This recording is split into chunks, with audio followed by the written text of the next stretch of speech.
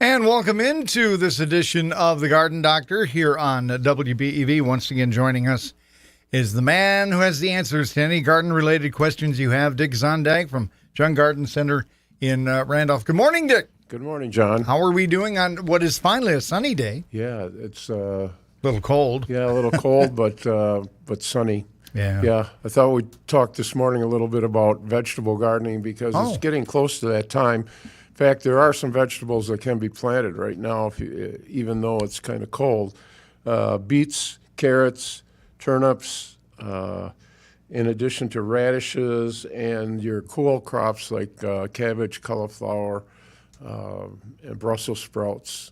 I think probably if we're going to go down into the mid to low 20s, probably best to throw a blanket over them if they're up already, because that kind of temperatures, it's hard to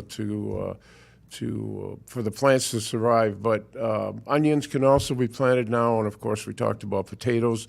If you haven't cut them up, it's probably a good idea to get them today, cut them up, and then a week from today plant them, because they should callus over that cut tissue. Of course, rhubarb, asparagus can be planted now because those go into the soil, and once they're in the soil, they're safe. So I think we've got enough heat stored up in the soil that it'll protect them. Bare root room has got a good selection of things left. All the fruit trees are still in stock, and so we've got strawberry plants, raspberries, grapes, and all the apples and pears and things like that. So got a really good selection yet. So quicker you get over there, the better the selection will be. All right, we do have both lines open, 885-444-46, 1-920-885-4446. And we should mention, not only are we broadcasting here on 1430 WBEV, we are streaming live video on dailydodge.com. And again, Dick Zondag is so tall, he has to sit down to do the show, or else his head would be above the line of the camera. Is that right, Dick? Yeah, I think probably you're right, John. But anyway, we're going to start out, Dick, first of all, with a question that was mailed in. Okay. Here's the question for the Garden Doctor. When starting seeds indoors, when you plant one seed in each container, why do you get 2 to 3 plants growing from just one seed? It depends on the seed that you planted. Sometimes the seeds stick together, and so you get multiple seeds sticking together. Some seeds have multiple growing points in the seed, like beets are that way. Beets may have 2 or 3 seedlings coming up from one seed, but with most seeds, it's just one plant per seed. And so I think what happened is the seeds were either stuck together, or you've got one of those multi-germ seeds. All righty. And I hope that answers that gentleman's question. We are going to the phone now. Both lines are lit up, so you are on the air with the Garden Doctor. Good morning. Good morning. Would it be okay to put marsh hay down now over my tulips and my daffodils and all my spring plants that are coming up? Yeah, you can still do that. I mean, you wouldn't want to cover the leaves, but you could put them down as you're trying to do what with that? Put a mulch there? Keep the weeds down. Yes, yeah, definitely. You can put them down anytime. So, but just make sure you don't you uncover the daffodil leaves and the tulip leaves that have already come up. Right. So, other than that, no. Now's a good time to mulch. And you have a supply of that. We have. Yes, we do have mulches. Okay. Okay, thank you very much. Thank you for your call. And let's go to the other line. You're on the air with the Garden Doctor, Dick Zondag. Good morning, gentlemen. Good morning. The question I have is that I have tulips coming up, and they haven't bloomed yet. Right. But the thing is, they're around this old rotted stump that I want to pull out. Okay. Can I transplant them tulips to a different place now, or should I wait till they're done and just dig out the bulbs later? Yeah, right now I think it would be No, I wouldn't do that. I think you probably have a hard time transplanting them because they're in lush growth. Even though it's cold outside, they're already sensing that it's time to come up, and you'd be much further off to wait until those leaves die back and separate from the bulb and then dig the bulbs up and transplant them. Okay, thank you very much. You're That's very welcome. my project for the day. Yeah. All right. Thank you. Thank you for your call. 885-4446. If you have a question for Dick Zonday, both lines are open. And as I say that, we have a caller checking in. Good morning. You're on the air with the Garden Doctor. Hi, I was wondering, we have developed a really great crop of thistles in our garden. Is there any way to get rid of them without using Roundup? Well, a hole, you can cut them off and then just keep cutting them off as they come up. Okay. The other thing you can do too is put black plastic down. They can't get sunlight over the summer. They will die because they're. Oh, okay. Black instead of clear. Somebody I heard somewhere. Well, clear put plastic green on. would be like putting a greenhouse on them. So Yeah. You have to Yeah, cut they the make light no out. sense, yeah. Yeah. Okay, there isn't any kind of like a environmental safe Roundup type thing that we could spray on it. I don't want to use Roundup. Yeah. Well, people are opposed to Roundup, but it's a very useful herbicide if you've got perennial weeds. But Okay. yeah, there's really nothing like it that I know of. So it's just a matter that you're going to have to do it mechanically, either by hoeing them and or digging the roots out, or putting black plastic down so that they can't get sunlight. Okay, sounds good. Thank you. All right. Thank you. 885-4446. Dick, we got a couple of trees given to us on Saturday. They were 6-foot trees already. Okay. And we planted them. They were, I believe, plum apple or apple plum trees. Okay. I can't remember which goes first. But anyway, we planted them on Saturday Right. when it was warm. And then Sunday, of course, was still warm. Now the last couple of days have been cold. And these are, like I said, they're about 6 feet high with buds on it. Should I do anything with the trees tonight with that, cold temperatures that we're going to get? Or are they pretty much established since I planted them on Saturday? There's probably not much you can do. Okay. If they do get nipped a little bit, there are secondary buds and things that will come out. Okay. So yeah, no, the trees are breaking and they know what to do when it gets cold outside. Okay. So no, I don't think there's anything you have to do, John. Just Okay. keep them well watered so that they establish, and you'll be fine. All right, sounds good. 885-4446-1920, 885-4446. And while we have a moment, Dick, why don't you talk a little bit about your website and people and what people can find on it? Yeah, we have pretty much everything that we have in the catalog, and the advantage of going on the website is the website keeps track of our inventory. So if we're out of something, it will tell you that we're out of it, so you don't have to bother ordering it. Although we're getting to the point now where all of or most of our orders are out, and so we'll be re-evaluating that inventory probably in a week or 10 days. And so if it says that it's out now, we're going to be going back into the coolers and counting and seeing if we've got anything left. So if it says it's out now, maybe check back in a week to 10 days and see because we try to keep the inventory correct so that we don't sell something that we don't have. And because we do that, we sometimes hold a few back just in case something goes wrong. So in another week or 10 days, we'll be readjusting our inventory. So if something is sold out now, it may not be sold out later. So the other thing that I wanted to tell people, John, now is that we're getting into that time when lawns are starting to green up really nice. So it's time to get that first application of fertilizer on. And I did see one forsythia that was kind of showing yellow on the way in. So now is the time to get that crabgrass preventer on, especially if you've got a lot of bare spots in your lawn. Now, if you put crabgrass preventer on, you don't want to seed those areas because the crabgrass preventer is a grass killer and it will kill any germinating grass seed also. So if you've got large areas that are bare and you want to get grass growing in there, better to just work the soil up a little bit, put your grass seed in, and then cover it with some hay or straw. Or there are some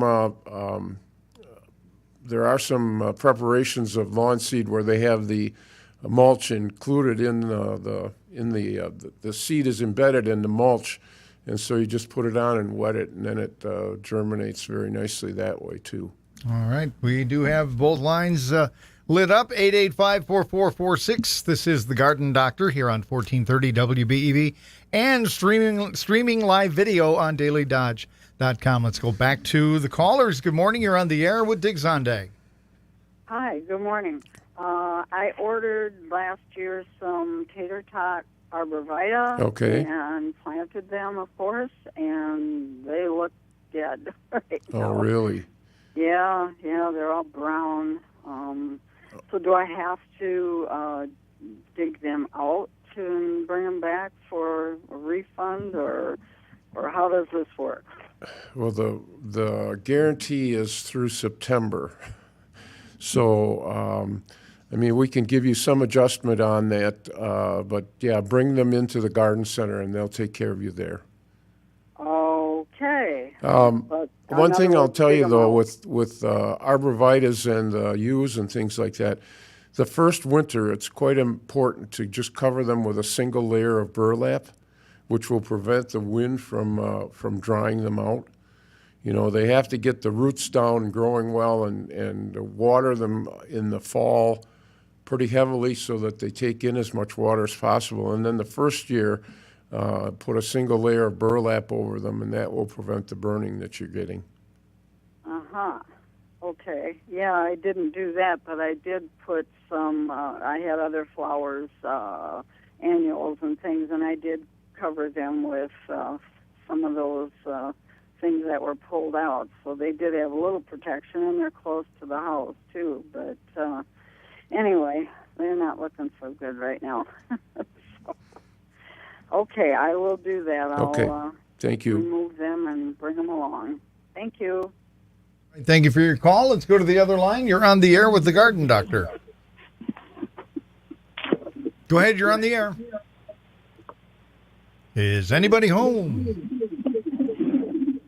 Oh, do have echoes, so their radio is on. Again, call back if you're listening or watching on Daily Dodge, 885-4446. What about pruning? What are the do's and don'ts about pruning this time of year? Well, right now you can do pruning. If you're going to do trees, it's probably a good time to do it before the leaves start to come out. I would say probably in the next week or so is probably the limit of pruning. But you want to prune anything that doesn't flower in the springtime. Right, anything that flowers in the springtime, you don't want to prune right now. You want to wait until after the plants have flowered. With fruit trees and things like that, you can still do some pruning. They may bleed a little bit more because we're getting into that time when the sap is starting to move up, but it isn't going to hurt them. Once the leaves are out and they're starting to grow, then you probably have to wait with your pruning until after the leaves have come out completely and have hardened off a little bit, and then you can go in and do some pruning too. So, yeah, we're right on that borderline of when pruning can and can't be done. With the things that blossom in spring, you prune them right after they blossom, and then anytime up until probably the middle of August. With things that blossom after the 1st of July, that means that the plants are putting their flower buds on new wood, and so you can prune those anytime. All right, let's go back to the phones. Good morning. You are on the Garden Doctor Show with Dig Zondag from John Garden Center. Hi. I'm wondering about hollyhocks. There's this old-fashioned kind Yep. that, always bloom in front of barns and stuff. Right. And I've planted seed, but I can't get them to go. Somebody said that they only will bloom every other year. They are biennials. They come up the first year, and then they flower and produce seed the second year. Probably the best way to do it is to start the seeds indoors and plant them out. Oh, and then after they come up, plant them out. Yep. Can you buy the plants? Like We actually do have the you do? old-fashioned hollyhocks available. the plants that I Yep. could just plant. Yep. We'll right in have the those.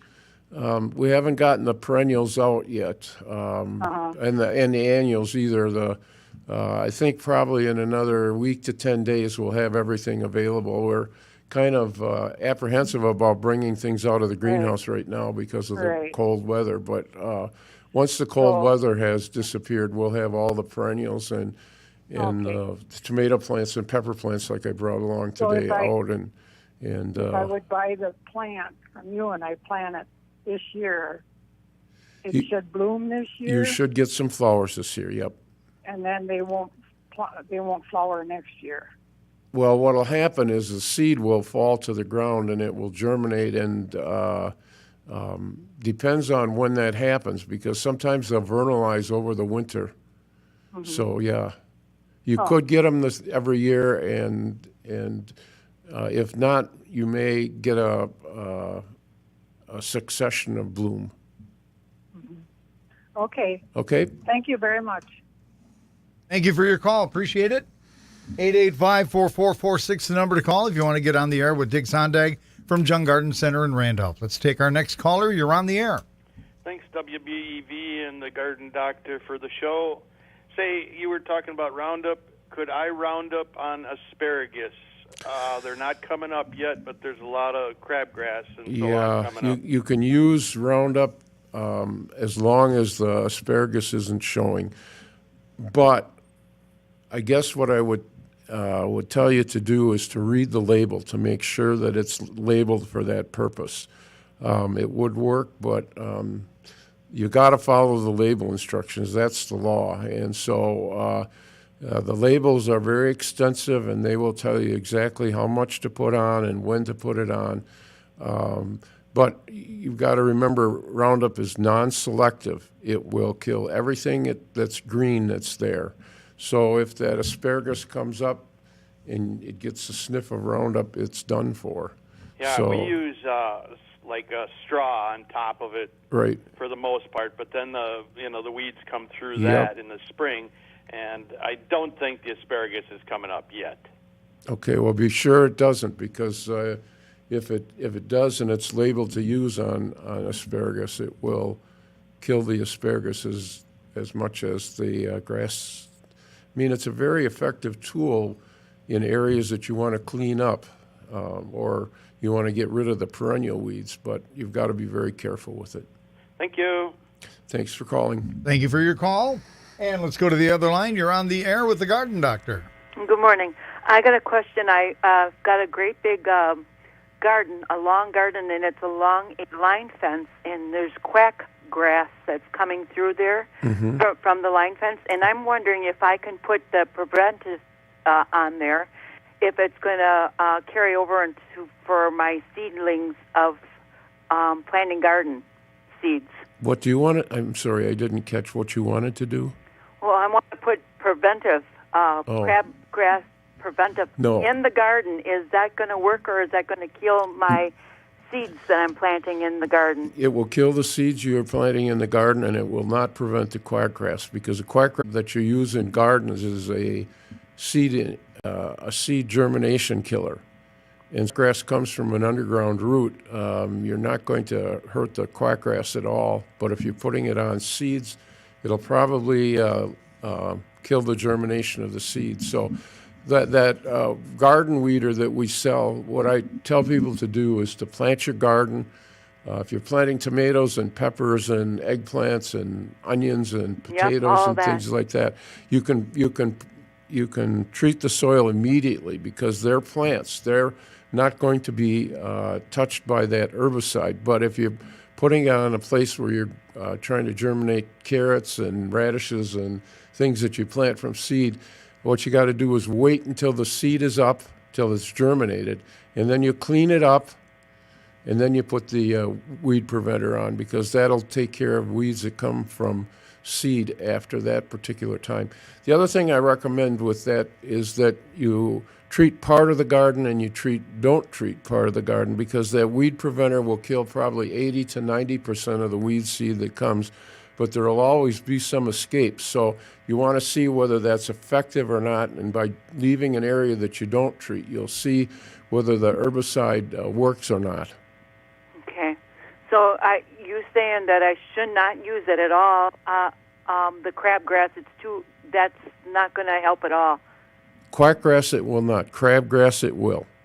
Oh, I don't know which one is which. Well, the stuff that comes out of the line fence is probably quackgrass, because that it germinates from seed, but then once it gets established, it has an underground root system. Yeah, this one has a long root. Yeah, see, and that's quackgrass. And Okay. that this germination inhibitor will not hurt because it's coming from a perennial root. So I can't use that. Well, you can use it, but it's not going to do you any good. Oh. The reason not to use it there. Yeah. Why Yeah. spend the money then if it's not going to work? Well, if you spend it at Jung's, that's all right. Well, thank you. Yeah. Thank you very Thanks much for for your calling. call. Yep, bye-bye. 885-44-46-1920, 885-4446, as long as it's purchased at Jung's. That's all that right. matters, right? That's all that matters.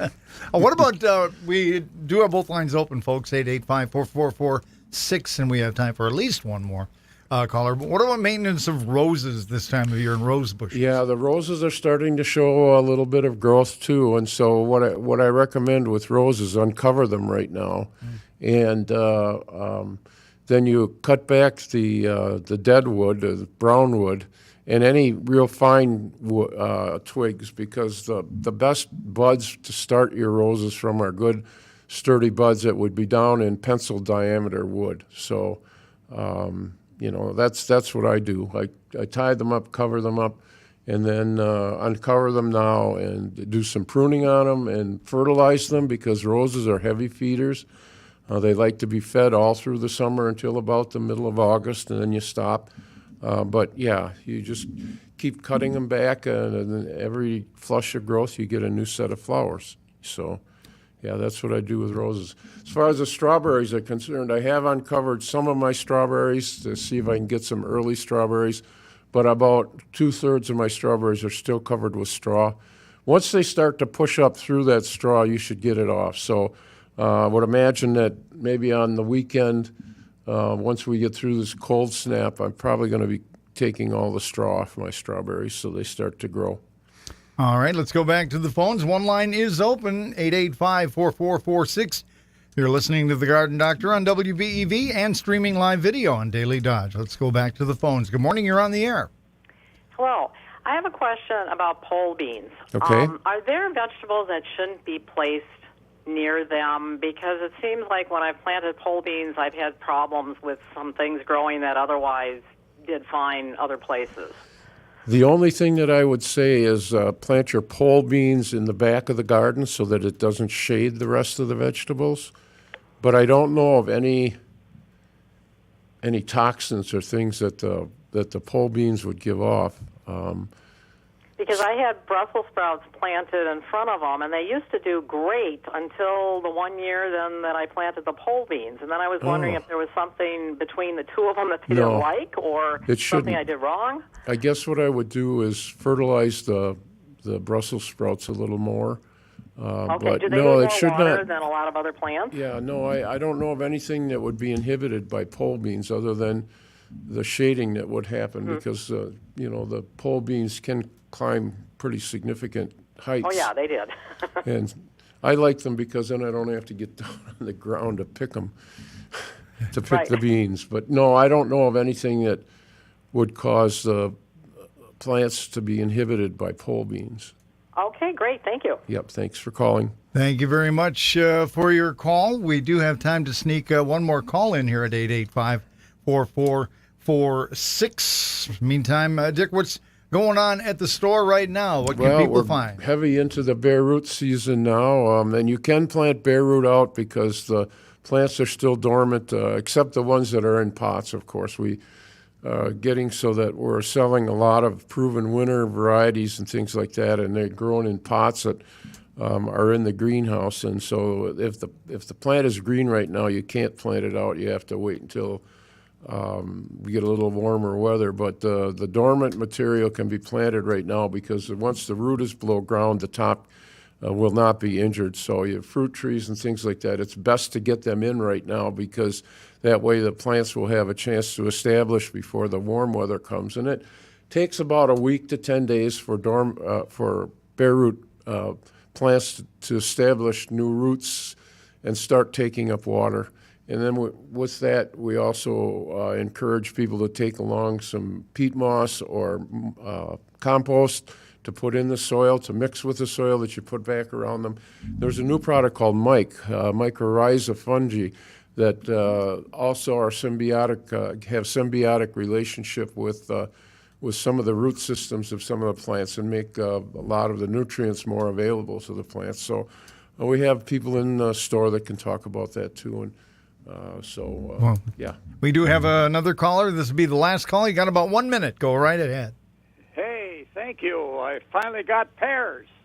This is the guy that you told me to hit the trunk with a baseball bat, girdle halfway around the tree, and none of that worked. And then I disturbed the root system a little bit, and finally got 150 pears. Wow.